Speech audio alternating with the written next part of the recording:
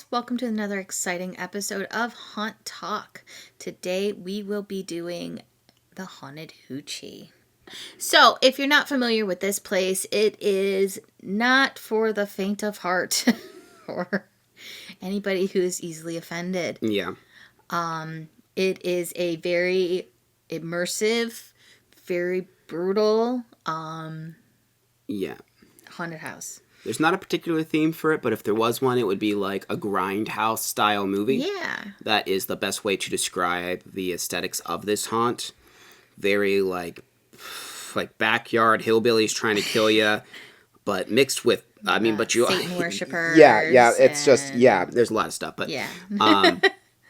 it is a thing. They're very famous for this too. They're very well known for being just pretty much crazy. They've been around there for a while. It's kind of in a very rural area. It's like I don't know if it's on a farm, but it's like a farmland. I don't know. Yeah, it looks like it could be. Yeah. But that being said, before we get right into the review, make sure you stick around to the end of it because we have that giveaway going on for the Ghoul Brothers tickets and the t-shirt. So at the end of the video, we will, if you haven't seen the other videos that have told you what to do, we'll go over the details again at the end of this video. That being said, we're going to get into the review, which means we need to refer to the Book of the Dead! Book of the Dead! Book of the Dead! Book of the Dead! All right, so starting off with sets and props. The Haunted Hoochie has like every animatronic known to man inside. A lot of unique ones, though. Most of them are like ones that I've never seen. Yeah, there's a couple I think I've seen in other places, but most of them are pretty unique. Like giant dragons and dinosaurs and that big robot. Oh yeah, the big giant robot. That robot was really cool. And like they're just there too, which is weird. Like they're not really used for anything but just kind of be there and be amazing looking. Yeah. My favorite room for animatronics is the dragon room because it's just like there's like two dragon heads doing shit over here, and then there's some guy, I think we kind of missed it, but I saw him getting the people before. There's like a puppet I think that comes out on like a track. Like it's a big like dinosaur dragon puppet thing, and there's also like dragon eggs, and they're like hatching open and closing. There's like baby dragons in them. It's like huge. Like it's not like small scale. It's and very large. There was some dinosaurs in the corner and some dinosaur skeletons that were animatronics, and it was just very like just overwhelming with the sensory with these animatronics, but in a good way. It's a little weird the way it's paced, I will say, though, because almost all of the big crazy animatronics are at the very beginning of the haunt. Yeah. And then once you get like past it, then it becomes way more actor oriented. Like there's still some animatronics, but like the very beginning of the haunt is like it's like this sensory overload of just crazy things just in every room. You're like, what the hell? Yeah. So, I'm reading the notes and all. I think we'll talk. I don't know we debated on that if it was sets and props or actors, but it's a scene that goes on, and the part that makes it shocking, I would say, is kind of a sets and props. Yeah, it's definitely a new scene. So it just says ball scene on it. On the notes. It's basically this guy sitting on a chair and he's tied to the chair. And you walk behind him. You walk behind him, and I'm like, that guy's butt naked. Yeah, you can see his ass. And this girl comes up and you look underneath and she like turns a light on. She turns a light on and it's backlit and you just see this giant ball sack just hanging off the chair. Yep. And then she proceeds to cut it off with a knife, and then she basically assaults the audience, which is you. Yeah. With said ball sack. Yeah, and all the while there's like they don't even have a color like blood, but there's just water spraying the whole time where she cut it, and it's so tasteless and so hoochie. Oh my god. What's kind of weird, and I don't know if you noticed it too. While this was going on, there was like a separate show scene going on here that we didn't really get to see, where I think someone was getting their head beheading a clown. Thought that was weird because I'm like, because like we passed by it and like he had the head in his hand, and then like they were like resetting the scene as I was exiting the room, and I'm like, I don't know if like you, because there's people in front of us, if like you get to see two different scenes at once. It was really odd though. Like, but yeah. There's like an ape forest. There's like all of these animatronic apes. They're just like being their chests like back to back. You're just in this like long forest, and I'm pretty sure that was new. I do not remember that scene. It was really cool. Like, yeah, there was a lot of apes. A lot of them, and then there was somebody dressed as an ape, and he was just running around harassing people. There's this whole like war scene. There's like this helicopter that's like up in the air. You can see there's like water exploding. You're like walking over bridges and there's like water imploding up and kind of getting you lightly wet. There's like a coffin maze kind of thing where you have to weave in and out of all these coffins. Ugh, it's just so loud in there. It's so loud, but my question is, where do you get so many coffins? There's a lot of coffins. Like a lot of coffins. Yeah, there's a lot of coffins. And they have their ways. It's the Hoochie. Guess. There's a really cool scene at the graveyard that has this giant Grim Reaper that flies over it. There's of course the Satanic Church. Yeah, there is. That's fun. There's just like this place has no real rhyme or reason, but somehow it all fits together somehow. Yeah. Like it's scene after scene of things being completely different. Like there's not like a particular theme, but somehow it all feels like the theme is just the Hoochie. Yeah. It's weird. I told him that the theme is chaos. Yeah, it really is. Like, you're in this thing and you're just like, it's just sensory overload. Like, it is everywhere. And you're just like, we'll get into some of it more in actors too, but man, it's just really, by the end of it, you're ready for it to be done. There's a really cool, like, crashed plane scene. You walk through a part of the plane. That was cool. There's like a scene at the end where another person gets beheaded with a chainsaw. Of course, it opens. It's very infamous. It opens with someone, blasting their brains out with a shotgun. That's how you kind of know what you're in for, and that's the opening scene. That kind of tastelessness, because they're like, if that offends you, then you just might want to like leave at that point. Right. But yeah. Sets and props for this place are always just amazing. Like, you're not going to find anything else quite like this out there. There's too much to really talk about. There is a 3D house that you get to afterwards. We always, like, jokingly refer to it as the palate cleanser. Because it is nothing compared to what the Hoochie is. But it is kind of cool, though. I feel like it might be expanded. I'm not sure. Yeah, it seemed a lot longer. Yeah, it seemed like there was a little bit more to it. Yeah, I don't even know if necessarily if it was longer. I'm not sure. But it did seem like there was more things in it, though. Yeah. At the very least. But overall, we gave sets and props a 10. There's just nothing else quite like the Hoochie. If you haven't been there before, it's kind of hard to describe this place in words. It's just different. And it's just a lot. Yeah. So that moves us on to actors.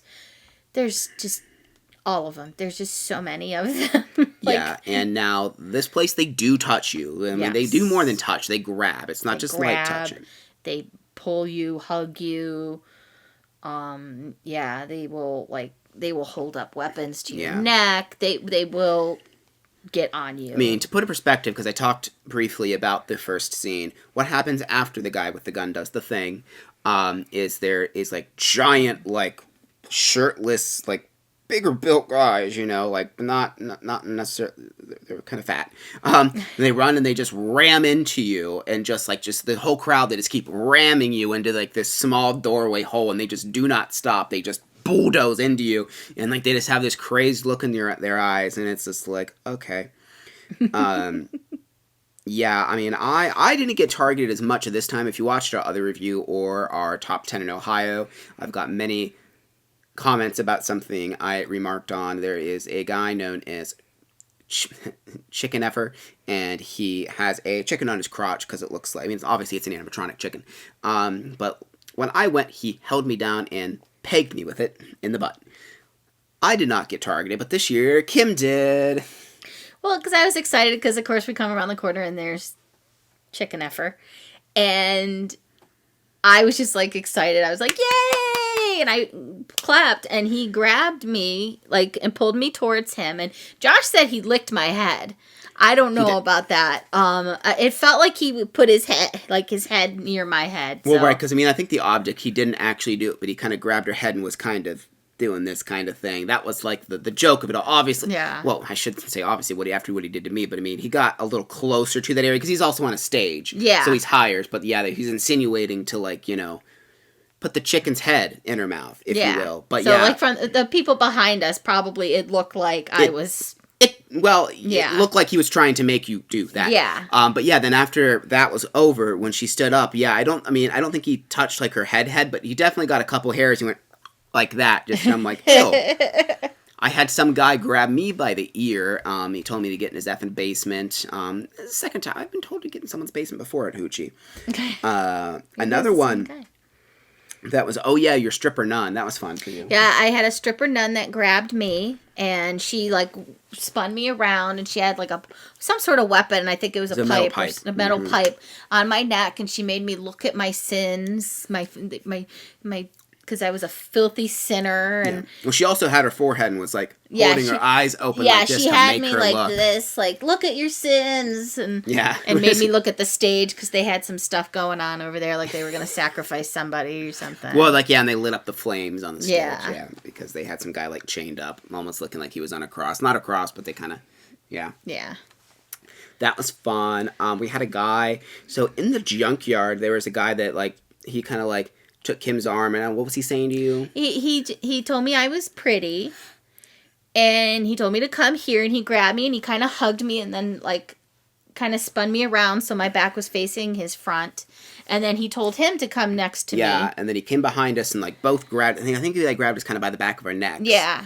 And he was like, he's like, just stand right there. And there's, like, this hole in front of us in the junkyard. And he's like, Grandpa. And we hear this revving. And then there's this motorcycle, like, flies at us and hit these chains that are in front of us, like, at full speed. I don't know if someone's actually driving this motorcycle, but it sounded like it was an engine. Like, and I could smell the gasoline. Yeah, it sounded real. It was intense, but it was really cool. There's a lot of chainsaw guys in here, and they have their blades, like, wrapped in all this crazy duct tape stuff, but they, like, slap you with it, and they'll, like, run it up and down your legs. Yeah. They'll hit you in the back with it. Not, like, enough to really hurt you, but not to freak you out.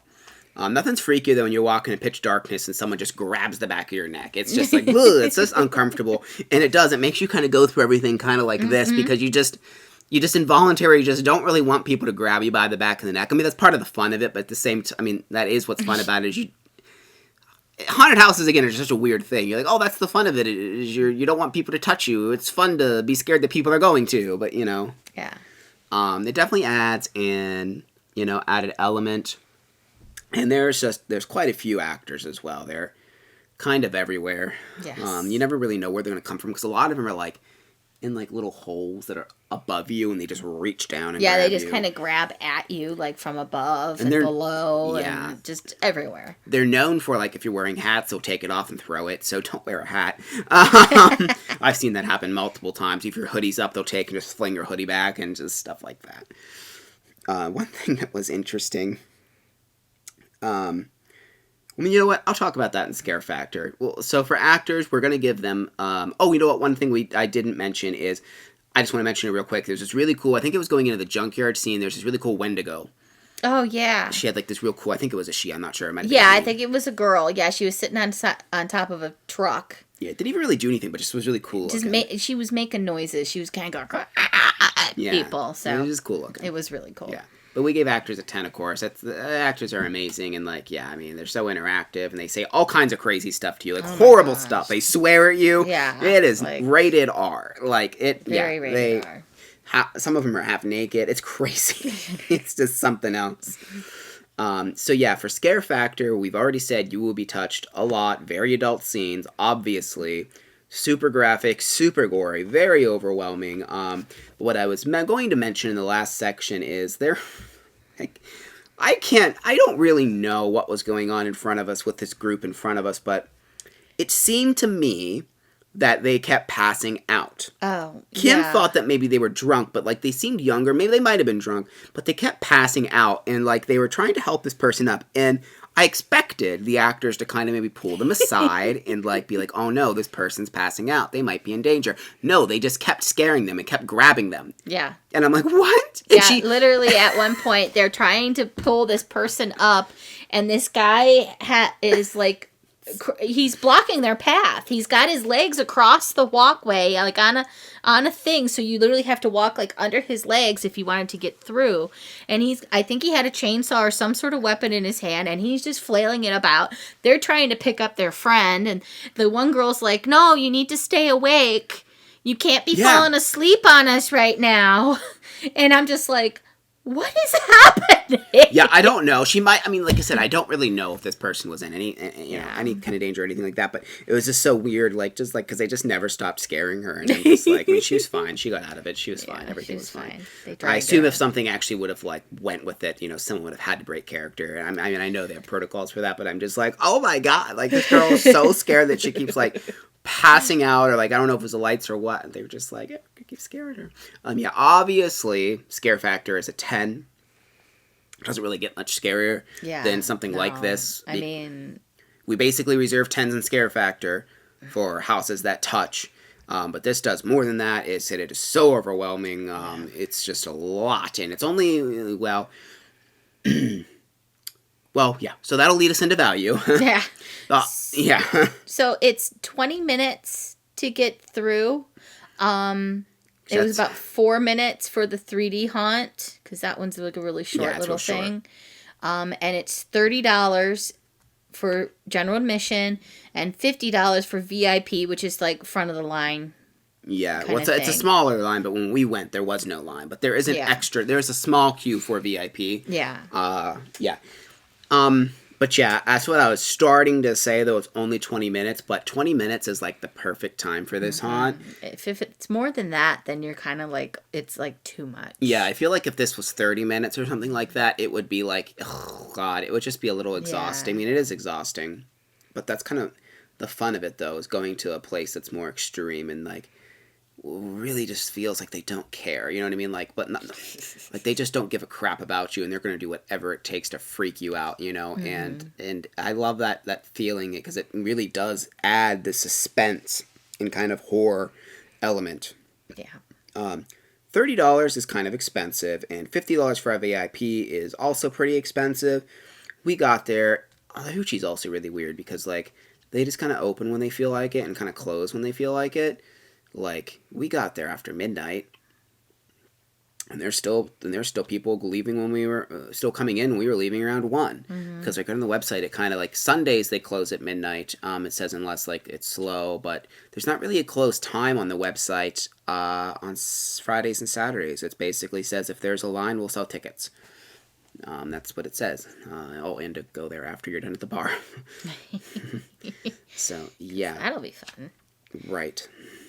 So value, we gave them a 9. Just, it's a little expensive. Yeah. But I mean, it's not that it's not worth it. But the VIP is also pretty, like $20 extra. But I mean, I guess it makes it nice so that people don't go. But it does get costly. But the value is pretty good, though, considering how good the attraction is. It's just a couple years ago, I think it was only like 20 or 25, so they have raised the price a little bit since we were there. Yeah. But it's also been like 4 years since we've been. So. It was 2018, Was it 2018? It's 18 or 17.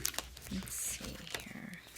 Yeah, it was 2018. Well, did we rate how much? And it was 25. So yep, it's raised general. $5. Okay. Yeah.